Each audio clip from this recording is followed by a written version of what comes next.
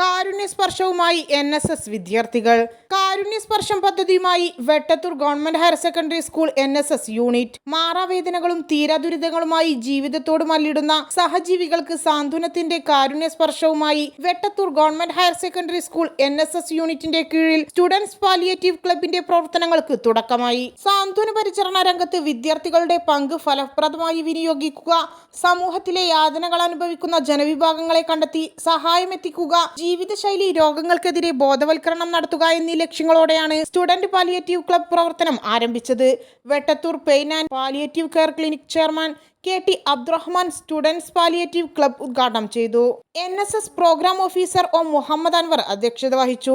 Edathanattukara pain and palliative society secretary VP Rahees, Vettathur palliative clinic officer secretary Abdul Sathar master, palliative home care വോളണ്ടിയർമാരായ PT Musthafa, Likhitha Suresh, Sana Fathima AK എന്നിവർ പ്രസംഗിച്ചു.